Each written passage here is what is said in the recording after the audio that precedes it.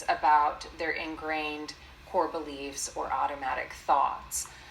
Maybe, what does it mean to you that you feel like a failure? Or do you have any evidence to show that what you are thinking is true? So that kind of thing.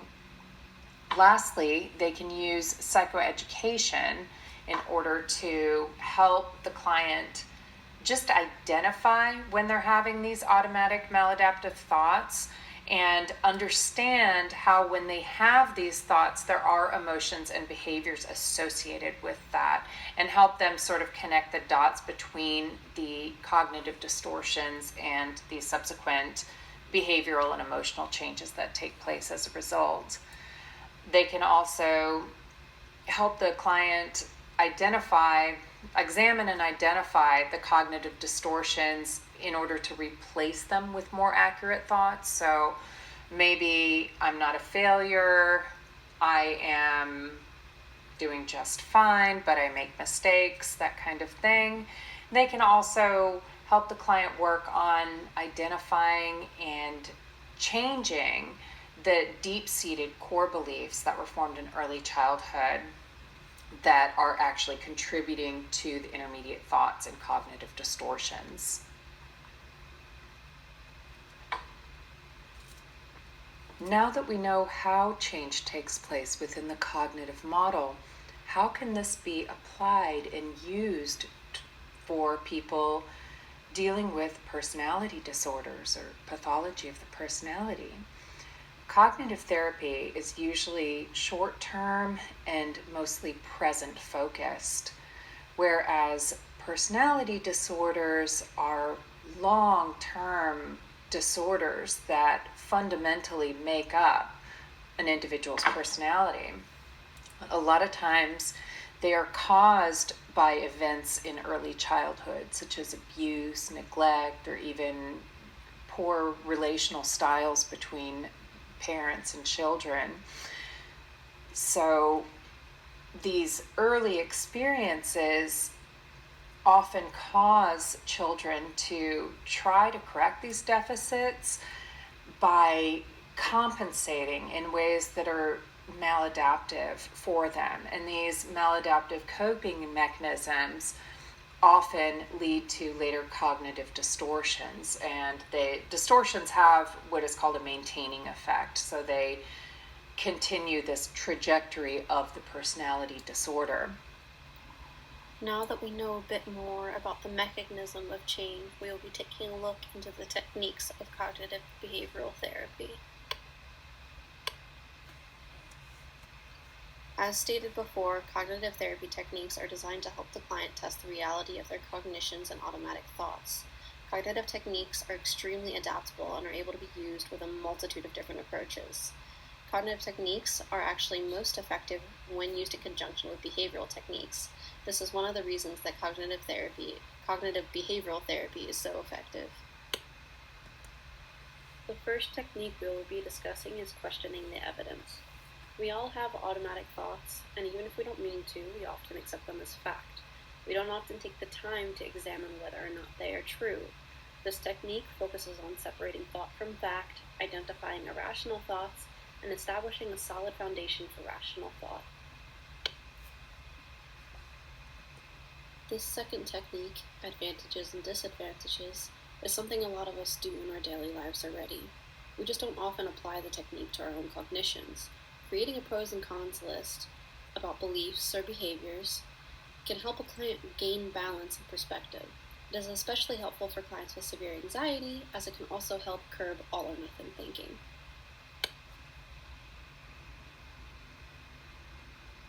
At first glance, scaling may seem identical to advantages and disadvantages. However, instead of labeling thoughts and behaviors as good or bad, they are placed along a continuum.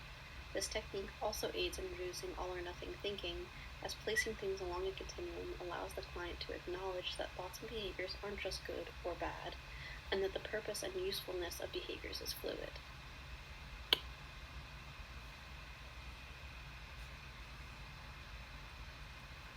Catastrophizing is a thinking error that entails imagining and anticipating the worst outcome in any given situation. It's common among those with anxiety and other related disorders. Decatastrophizing is often called the what-if technique. The client could come in and present a feared outcome. The therapist then asks, well, what if that were to happen?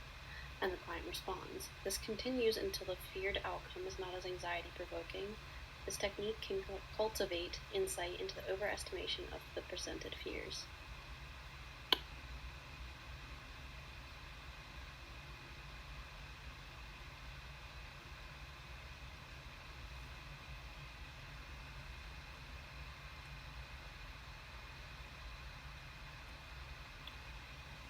Reframing, simply put, is aiding the client in looking at the bright side of a poor situation.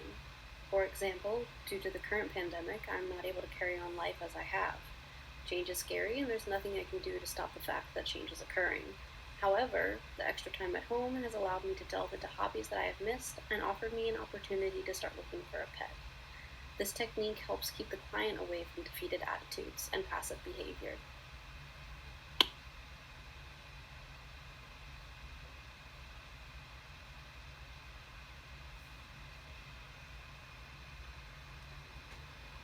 The downwards arrow, also known as the then what technique, helps the client and the therapist understand the underlying patterns of the client's thoughts and behaviors. It uncovers hidden assumptions between our thoughts. The downwards arrow works its way from automatic thoughts all the way to core beliefs.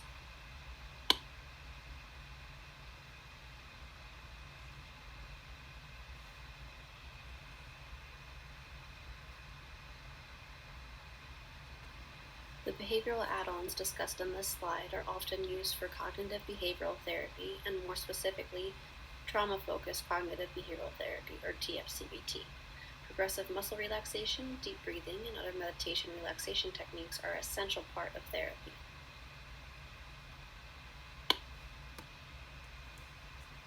Homework is another behavioral add-on that is often used in cognitive behavioral therapy and cognitive therapy. Cognitive therapy leans on the idea that therapy not only occurs in the office, but everywhere else too. Things like self-help sheets, journaling, and worksheets are often used to continue the therapy process outside of the office.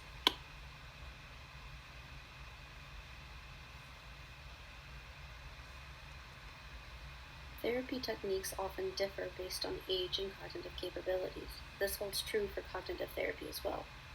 Cognitive therapy for children often uses techniques such as problem-solving skills, effective education, a lot of psychoeducation as a whole, and then there's also the universal cognitive restructuring.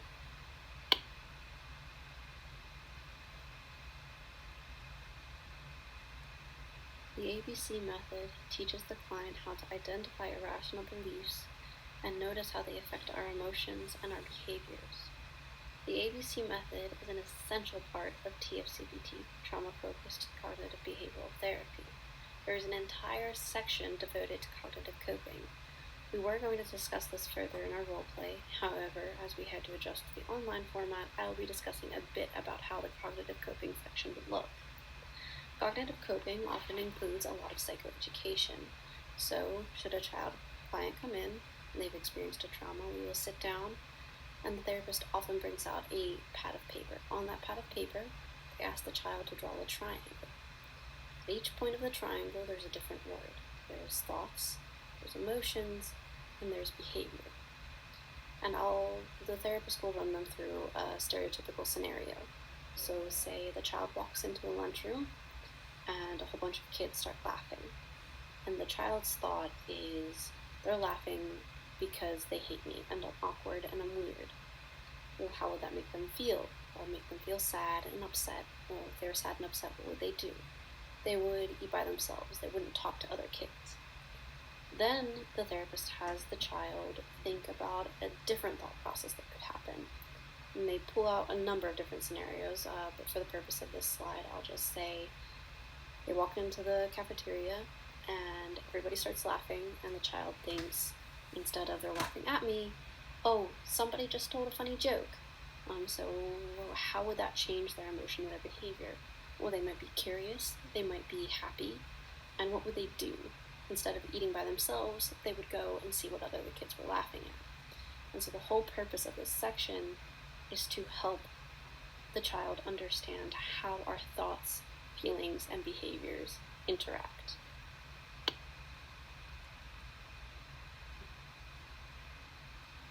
Cognitive therapy varies greatly in structure and other characteristics across its types. In general, cognitive therapy has between 8 and 15 sessions that last between 1 and 2 hours each. Therapy normally is done once a week or once every other week.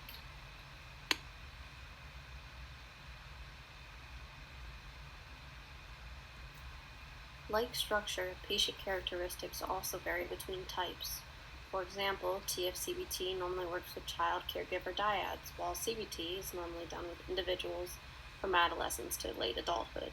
In general, cognitive therapy seems to be useful for anybody capable of rational thought.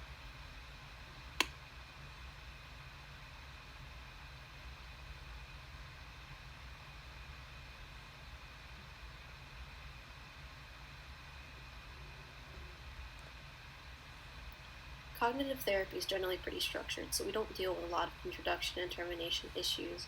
However, there are issues with early dropout. Each of the studies mentioned under the duration of gain section mentioned a small percentage of the population being studied that dropped out.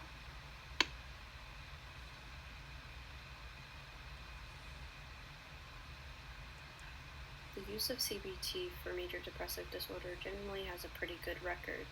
In this study, patients that were treated with cognitive therapy did a lot better than those treated with antidepressants, and they had a longer-term effect than those who use antidepressants alone.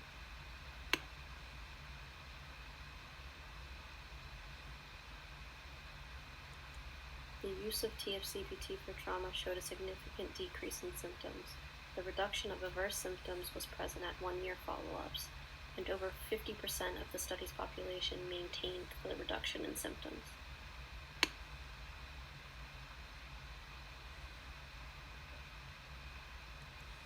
Cognitive therapy for anxiety disorders presented a significant reduction in anxiety symptoms, and these symptoms continued to decrease at long-term follow-ups. As shown by the studies above, the benefits of cognitive therapy are long-lasting. It works with a wide range of disorders and patient characteristics.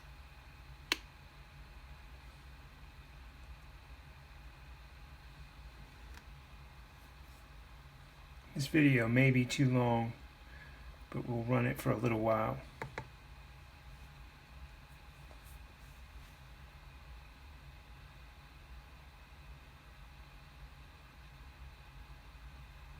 One of the great challenges in this world is knowing enough about a subject to think you're right.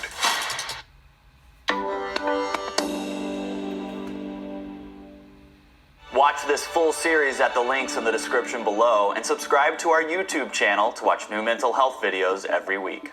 In our MedCircle series on cognitive behavioral therapy, Dr. Judy and I sat down to discuss the ins and outs of how that therapy works and how it can be used to change your thoughts, your emotions, and ultimately your behaviors. And then we decided that we would do a mock therapy session with myself, portraying somebody who has a cognitive belief, or what is it called? Yeah, a certain kind of core belief. Core belief, yes. And you're going to walk me through that belief and show the viewers how CBT can actually bring them closer to the truth and closer to a more healthy way to think and react and behave when it comes to our emotions and thoughts.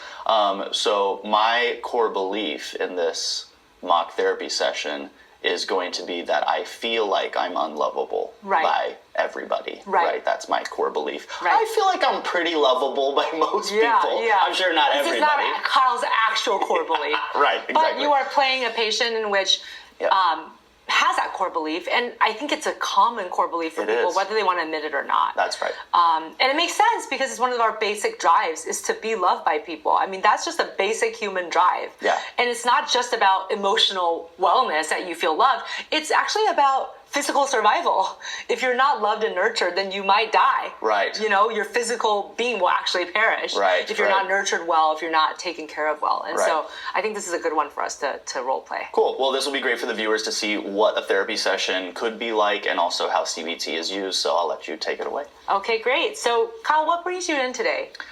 I recently broke up with a long-term partner. And it's been one of many breakups I've had in my life.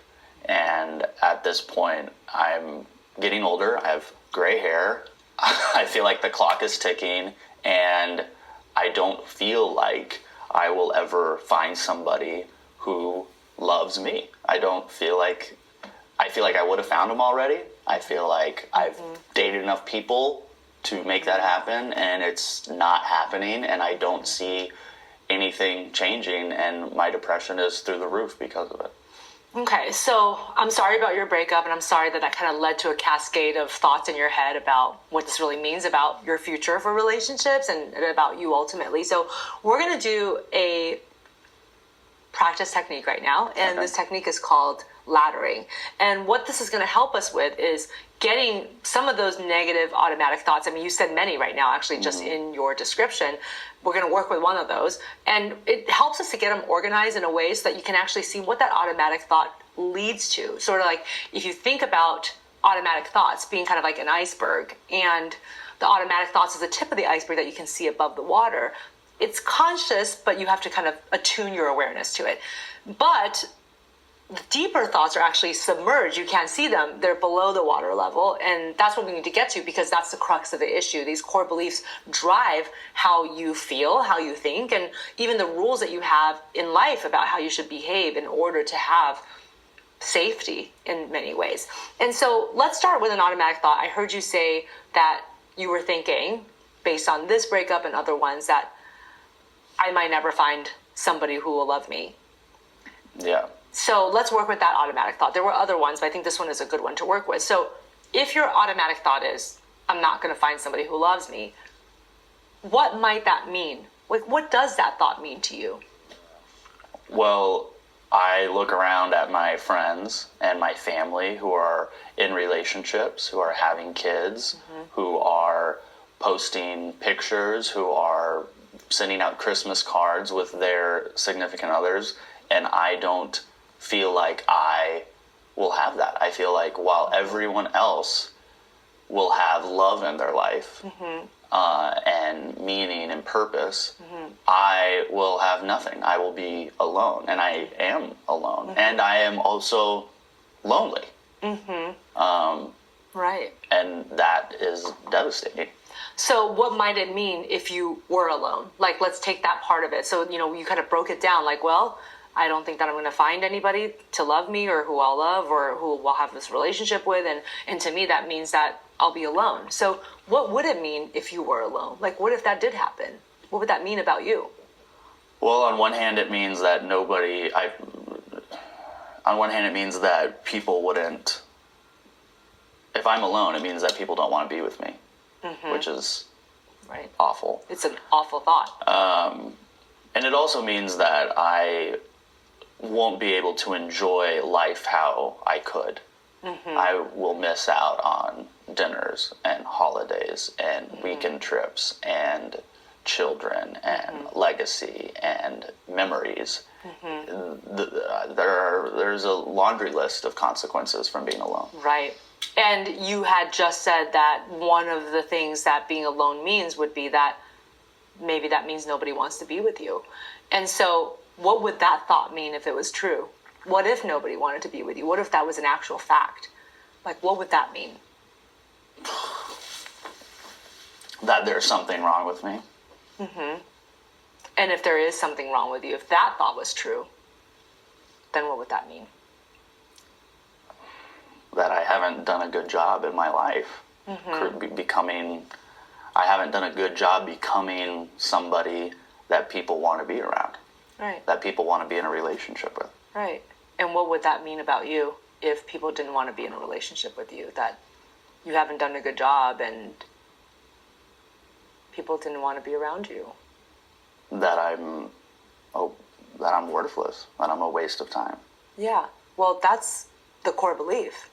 The core belief is I'm worthless, or sometimes people will say I'm unlovable. Sometimes they're interchangeable. But like, that's how we got to the core belief, is we keep doing this laddering technique where any negative thought you have, I ask you, what does that mean? If that thought was true, what would that mean about you? Okay, well, if that thought was true, that would mean that I would be alone. Okay, well, what would that mean if that was true, if you were alone? Well, that would mean that nobody would want to be around me. You know, and you kind of kept breaking it down to like the deeper and deeper level until you got to this idea of that would mean that I was worthless, that maybe I'm just not capable of being loved, that I'm undeserving of love.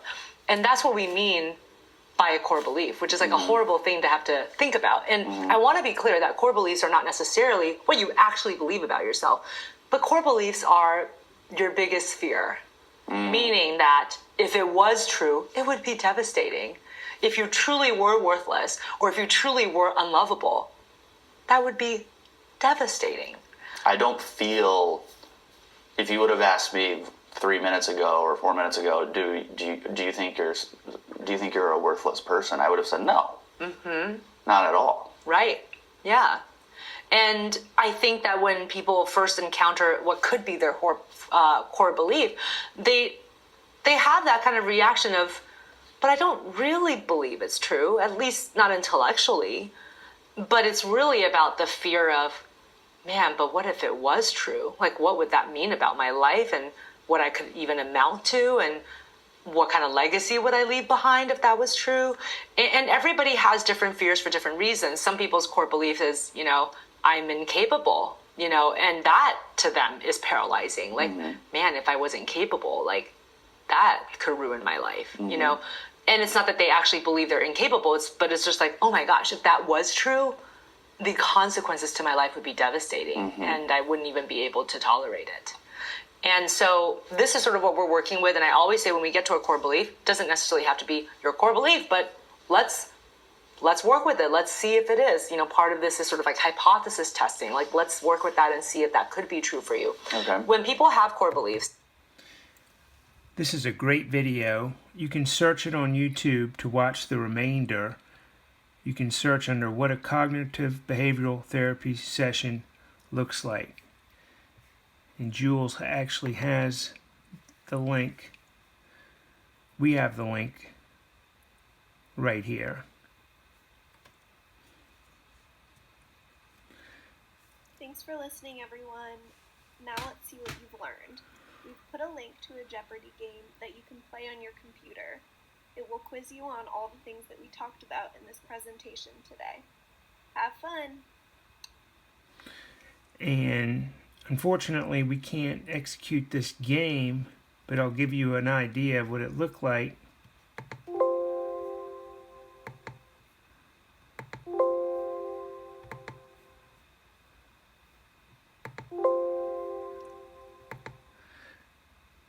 See how much fun that is to play? I take responsibility for this. I must not have inserted the correct hyperlink. But these were the different sections of our presentation, and it ran automatically. We were going to split the classroom into 2 teams, but unfortunately, the best laid plans. And lastly, here's a list of our sources.